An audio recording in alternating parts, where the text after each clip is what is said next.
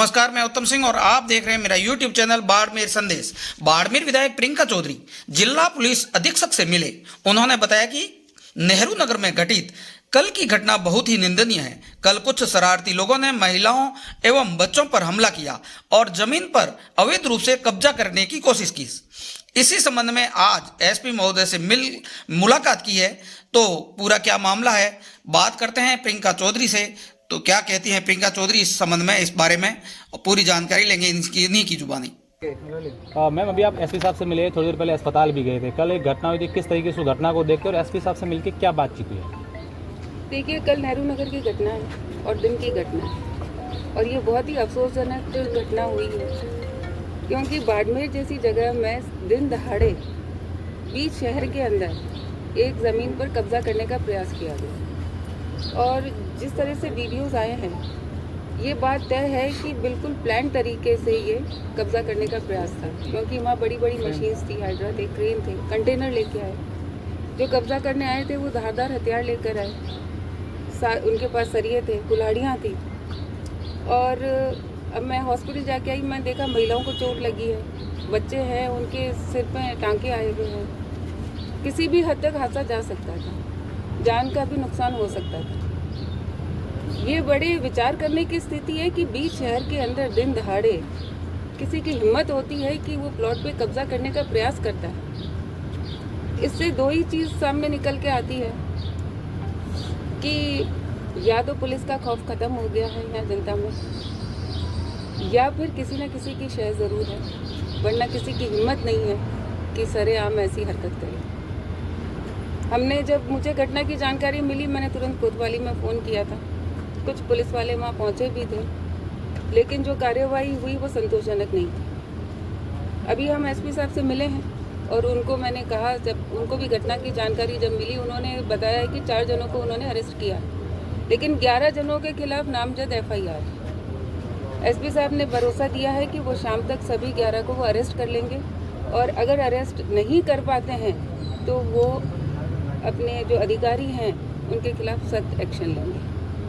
मैं मानती हूँ कि बाड़मेर के अंदर बहुत सारे हादसे पूरे ज़िले के अंदर हो रहे हैं, केवल विधानसभा के अंदर नहीं, और ये बहुत चिंताजनक स्थिति है। पुलिस का कर्तव्य बनता है कि आम जन के अंदर एक जो भय का माहौल है वो ख़त्म करे, एक सामाजिक सौहार्द का वातावरण है वो बनाकर रखे। लेकिन लगातार जिस तरह की घटना हो रही है, तो उसमें मैं मानती हूँ कहीं ना कहीं जो पुलिस है वो शांति व्यवस्था बनाए रखने में नाकाम रह रही है। इसमें किसी एक को दोष दे वो ठीक नहीं। एसपी साहब अपना प्रयास कर रहे हैं, पूरा प्रयास कर रहे हैं, लेकिन जो पिछले 5 साल में जिस तरीके का यहाँ कार्यक्रम हुआ, जिस तरह से कामकाज की एक परिपाटी डाल दी गई, जनता में भय था। और जो पुलिसकर्मी पहले थे पिछले 5 साल के राज में, उन्होंने कभी भी न्याय के साथ नहीं खड़े रहे। और आपने देखा कि ये जो एक मामला खुला है 15 महीने पुराना, जो हत्या का मामला है, सनावड़ा वाला, वो अगर पुलिस चाहती तो तुरंत खोल सकती थी, लेकिन पुलिस और वहाँ जो पुराने जो नेता थे उनके दबाव के कारण वो मामला नहीं खुला। सरकार बदली, नए अधिकारी आए, नए जनप्रतिनिधि आए, तो ये मामला खुला है। तो पुलिस अपना प्रयास कर रही है, एसपी साहब अपना प्रयास कर रहे हैं, लेकिन एसपी साहब के अकेले के प्रयास के साथ बाकी सारे जो पुलिस टीम है वो उनका भी जब तक शामिल सहयोग नहीं होगा तब तक ये स्थिति ऐसे ही रहेगी।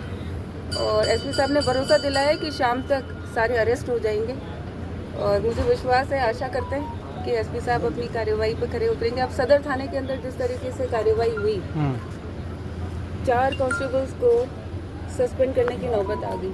क्यों हुआ ऐसा? जो जिम्मेदार अधिकारी था उसके खिलाफ कोई कार्यवाही नहीं हुई, जो 4 निर्दोष थे उनके ऊपर कार्रवाई करने की स्थिति आ गई। उस मामले में भी एसपी साहब से बात हुई है कि वर्दी के साथ तो कम से कम न्याय कीजिए। अब वर्दी के साथ भी न्याय नहीं कर पाएंगे तो जनता के साथ कब न्याय करेंगे? तो उसमें भी उन्होंने आश्वासन दिया है, भरोसा दिया है, और मैं देखते हैं, शाम तक इंतज़ार करते हैं क्या होता है। एसपी साहब ने अगर कहा है तो इंतज़ार करके देखते हैं। लेकिन मैं ये आपके माध्यम से सभी को कहना चाहूँगी कि ये जो हिमाकत की है, ये जो ज़रूरत की है कब्ज़ा करने की, पुराने दिन नहीं है, पुराना वक्त नहीं है, ये नहीं होने दूँगी। बाड़मेर के अंदर इस तरह के दादागिरी, इस तरह की गुंडागर्दी, ये प्रियंका चौधरी बर्दाश्त नहीं करेगी। सब कान खोल के सुनिए। ओके।